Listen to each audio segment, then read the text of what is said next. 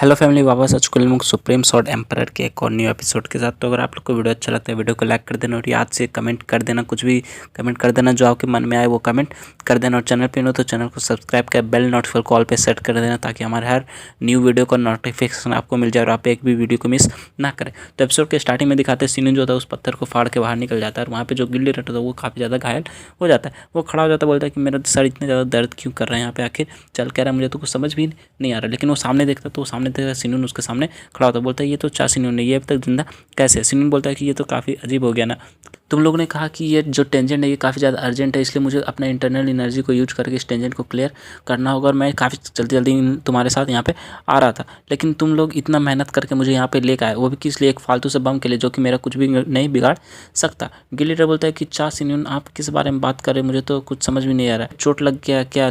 आपको अगर कुछ चोट लगा तो आप हमें बता सकते हैं, हम लोग आपकी हेल्प कर देंगे। लेकिन आप ये मतलब क्या बात कर रहे हो कि बॉम्ब यहाँ पे किसने प्लांट किया, ये किसने किया, वो किसने किया, मुझे तो इन सब की बातों की कोई भी समझ नहीं है। चार सिनून जो होता है हंसने लगता है, फिर अपनी एनर्जी से उस गिल लीडर को हवा में उड़ा देता है, मतलब कि उसके ऊपर अपनी एनर्जी का प्रेशर डालने लगता है। उस तरह अपने गिल लीडर को दर्द में देखते उसके दोनों के जो गिल्ड मेंबर होते हैं वो काफ़ी ज़्यादा हैरान हो जाते हैं, काफ़ी परेशान होता है। वो दोनों चिल्लाने स्टार्ट कर देते हैं, गिल लीडर आपको क्या हुआ। लेकिन फिर चार सिनून जो होता है उसे छोड़ देता है। दोनों गिल्ड मेंबर्स होते हैं वो गिल लीडर को उठाने लगते हैं। चार सिनून बोलता है कि चलो ठीक है, तुम लोग मुझे बताओ अब यहाँ पे क्या चल रहा है। अगर तुम लोग सच सच नहीं बताते तो फिर उसके बाद मुझे मत कहना कि तुम्हारे साथ आगे क्या होने वाला है। वो बंदा काफ़ी ज़्यादा डर जाता है, बोलता है कि मुझे नहीं पता आप किस बारे में बात कर रहे हैं, मुझे तो कुछ समझ भी नहीं आ रहा है। बोलता है कि अच्छा ठीक है, तो तुम मुझे ये बताओ कि जो डेंजन होता है उसका जो डेंजन का ऑनर होता है, जिस जो गिल्ड उस डेंजन को लेता है उसके हिसाब से ये उसके अंडर होता है कि कौन डेंजन के अंदर जा सकता है तो कौन डेंजन के बाहर आ सकता है। आपको अगर साइड में भी रखा जाए तो इतने अंदर किसी डेंजन के इतने अंदर जाके बॉम्ब प्लांट करना ये काफ़ी ज़्यादा मुश्किल है और इसे प्लांट करना ऐसा करने के लिए काफ़ी ज़्यादा दिन काफ़ी टाइम लगता है। और तुम कह रहे हो कि तुम्हारे मतलब तुम्हें कुछ समझ भी नहीं है और इतना अंदर कोई बंदा आके बम लगा के चला गया और तुम कहना चाहते थे कि मैं तुम्हारी बात पे विश्वास कर लूँ कि ये सब तुम्हारी गलती नहीं है, तुम्हारा प्लानिंग नहीं है। क्या तुम्हें अभी भी ऐसा लग रहा है कि मैं तुम्हारी बातों पे विश्वास करूँगा? अगर तुम्हें ऐसा लग रहा है तो तुम बहुत बड़ी गलती करने वाले। उसकी ये सब बातें सुन के गिल्ड लीडर काफ़ी ज़्यादा डर जाता है, फिर वो रोने लगता है, बोलता है कि नहीं नहीं, मुझे इन सब के बारे में कुछ भी नहीं पता, प्लीज़ मेरी बात का विश्वास करो, मैं सच बोल रहा हूँ। वो रोना स्टार्ट कर देता है, उस सिनून के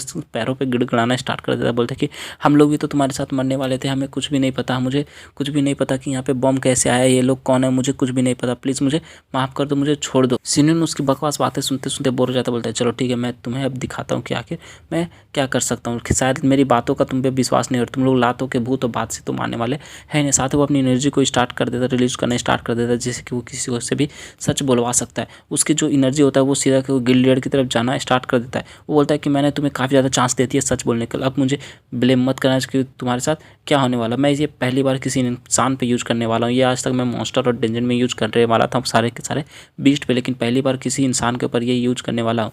तुम अगर कुछ हो तो मुझे इसके बारे में ब्लेम मत करना। साथ ही वो बोलते हैं एब्सोल्यूट ऑर्डर एक्टिवेट, और वो अपने एब्सोल्यूट ऑर्डर को एक्टिवेट कर देता है, जिससे कि वो जो इंसान से जो पूछना चाहता है वो इंसान इसे सच ही बताएगा, वो झूठ नहीं बोल सकता। साथ ही देखा था गिल्ड लीडर जो रो रहा था वो पूरे के पूरे उसके एब्सोल्यूट पावर के अंदर आ जाता है और वो एक अजीब डायमेंशन में कैद हो जाता है। वो वहाँ पे बोलता है कि मैं सामडाव का गिल्ड लीडर हूँ और हमारा जो गिल्ड है उसे फाइनेंशियल सपोर्ट मिलता था ट्विलाइट गिल्ड से। वो भी स्टार्टिंग से जब हमने अपना गिल्ड स्टार्ट किया था तब से हमें ट्विलाइट गिल्ड से सपोर्ट मिल रहा था। और हमारा जो मेन मिशन था ये जेजू आइलैंड में वो ये था कि डाउन गिल्ड को यहाँ पे कभी भी आने नहीं देना और किसी भी गिल्ड को डाउन गिल्ड से संपर्क यानी कम्युनिकेट करने के लिए नहीं देना चाहिए। लेकिन अचानक से एक दिन हमारे पास कोई बंदा आया और वो बंदा वहाँ पे आने के बाद सीधा बोलने लगा कि मैं तुम लोग से मिलने आया हूँ।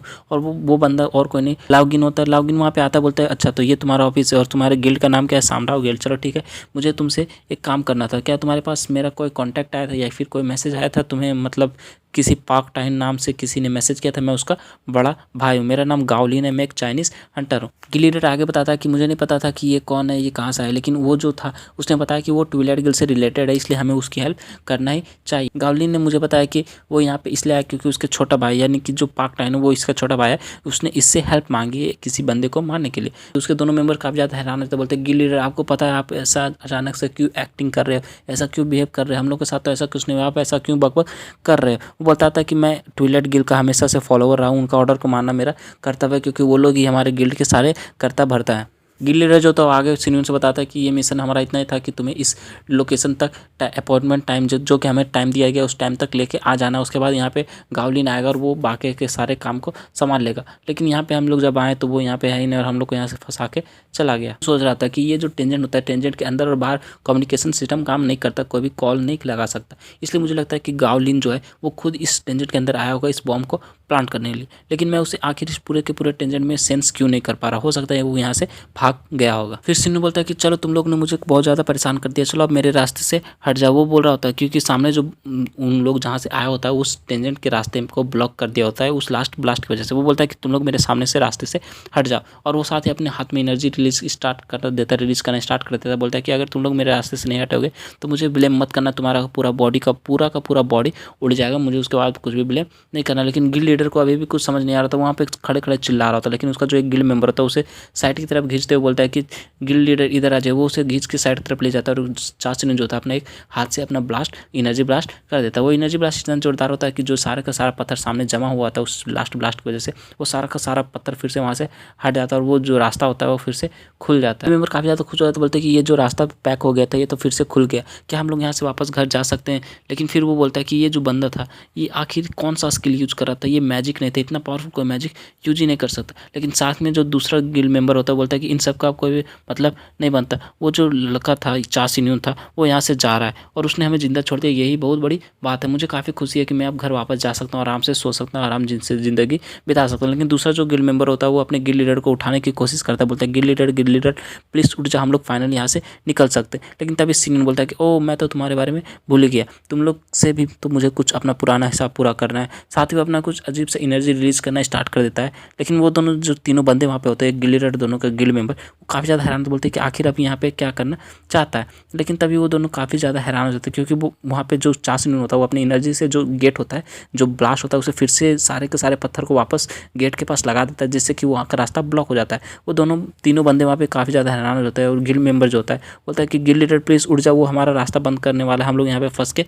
मर जाएंगे, हम लोग यहाँ से कभी भी नहीं निकलने वाले हैं। लेकिन चा सिन्यून उस पत्थर को वहाँ पे पैक कर देता है, वो तीनों वहीं पे अटक जाते हैं। वो तीनों रोने लगते, बोलते हैं कि प्लीज़ हम लोग को छोड़ दो, हमारी कोई भी गलती नहीं, हमें तो बस उन्होंने ज़बरदस्ती ये सब काम करवाया था, हम लोग आइंदा आगे से ज़िंदगी में कभी भी कोई भी बुरा काम नहीं करेंगे, प्लीज़ हम लोग को छोड़ दो, प्लीज़ हम लोग को छोड़ दो। लेकिन चा सिन्यून उन्हें वहीं पर दबा के मार देता है। चा सिन्यून फिर वहाँ से आराम से निकल जाता है, बोलता है कि मैं केव में ऐसे ही एक केव में 10 साल तक रहा था, तुम लोग को भी यहाँ पे थोड़े समय तक तो बिताना चाहिए। साथ ही सिन्यून हंसने लगता है, बोलता है कि अच्छा तो ये इन सब मामलों में ट्विलाइट गिल्ड भी शामिल है, चलो ठीक है ट्विलाइट गिल्ड, तुमने ये काफ़ी अच्छा मौका मुझे दे दिया, मैं सीधे तुम्हारे पास आऊँगा और तुम्हारे पूरे के पूरे गिल्ड का नामो निशान स्टार्ट कर दूँगा। लेकिन सबसे पहले मुझे स्टार्ट करना होगा गावलिन से, ये गावलिन बंदा मुझे कहाँ मिलेगा, इसे मुझे मारना ही होगा। फिर नेक्स्ट सीन हम लोग का उसे डेजर्ट टेंजेंट का दिखाया जाता है जहाँ पे मिसली होती है वो फाइट कर रही होती है, बोलती है ये तो काफ़ी मज़ेदार है, तुम तो काफ़ी अच्छा फाइट कर सकते हो बच्चे। लेकिन वो जो हंटर होता है वो अपना एक स्पेशल असैसिन स्किल जिसका नाम शैडो क्लोन टेक्निक होता है उसे यूज करता है, जिससे उसके बहुत सारे क्लोन्स बन जाते हैं। मिसली बोलती है कि तुमने क्या ये सब अपने पॉक टाइन से सीखा, क्या तुमने पॉक टाइन्स के साथ इतना ज़्यादा ट्रेनिंग किया है, ये तो काफ़ी अभी अच्छी बात है, तुमको काफ़ी अच्छे हंटर बन चुके। वो बोलता है कि अच्छा तुम्हें अभी भी यही लगता है कि मैं बस एक अच्छा हंटर हूँ, चलो पहले तुम अपने जो मुंह पे ब्लड लगाए, तुम्हारे बॉडी से ब्लड बह रहा है उसे साफ कर लो, उसके बाद हम लोग कुछ आगे बात करेंगे। क्या तुम अभी भी अपना शैडो डांस मूव यूज नहीं करने वाली। वो इसकी ये बात सुन के काफ़ी ज़्यादा हैरान होते हैं, बोलती है अच्छा तो तुम किस बारे में बात कर रहे हो, शैडो डांस, मुझे वो सब चीज़ें मतलब वो सब शैडो वैडो डांस यूज नहीं करना, वो भी तुम्हारे साथ बच्चों के लिए, और तुम्हारे सामने अगर मैं वैसा मूव यूज करने लगी तो फिर मेरे और तुम्हारे बीच में क्या फ़र्क रह जाएगा। उसकी ये बात सुन के वो काफ़ी ज़्यादा गुस्सा हो जाता है, बोलता है कि तुम्हारा ईसा कहने का हिम्मत कैसा हुआ। लेकिन फिर मिसली उसका मजाक उड़ाते हुए बोलती है कि मैं उसके यूज के बिना भी तुम्हें हरा सकते, तुम तो मेरा कुछ भी नहीं बिगाड़ सकते, तुम तो अभी भी एक छोटे से बच्चे हो। लेकिन वो हंटर काफ़ी गुस्से के साथ अपने सारे क्लोन से मिसली के ऊपर अटैक कर देता है, बोलता है कि मिसली हो सके तो मेरे इस अटैक से बच जाओ। मिसली बोलती है अच्छा तो चलो तुम्हें मैं दिखाती हूँ असली असैसिन टाइप हंटर क्या होता है। स्पेशल अटैक जिसका नाम डार्कनेस सॉवरिन पॉइजन एस स्लैफ्टर होता है उसे यूज कर देती है। वो बोलती है कि मैं तुम्हें दिखाती हूँ कि आखिर एक असैसिन कैसे फाइट करता है। वो बोलती है moon light blood path activate, और फिर वहाँ पे एक जोरदार फाइट स्टार्ट हो जाती है। फिर हमें वहाँ पे दिखाते काफ़ी फास्ट दोनों फाइट करना स्टार्ट कर देते हैं, और जो हंटर होता है वो मिसली के पीछे भागने लगता है, उसे जितने भी क्लोन होते हैं मिसली के पीछे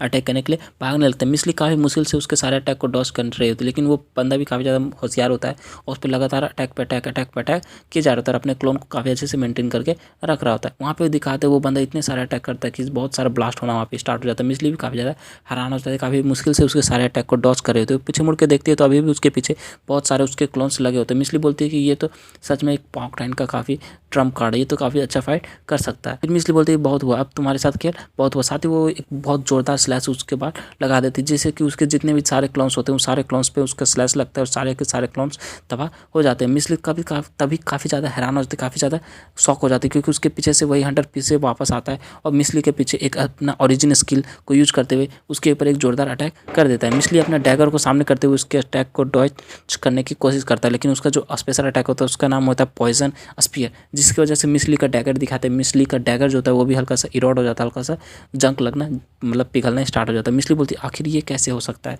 और इसी के साथ हमारा ये एपिसोड जो होता है, ये एपिसोड को यहीं पे ख़त्म करते हैं। तो नेक्स्ट एपिसोड में हम लोग इन लोग की आगे की फाइट देखेंगे। तो अगर आप लोग को एपिसोड अच्छा लगा तो वीडियो को लाइक कर देना, चैनल को सब्सक्राइब करके कोई भी एक प्यारा सा कमेंट कर देना।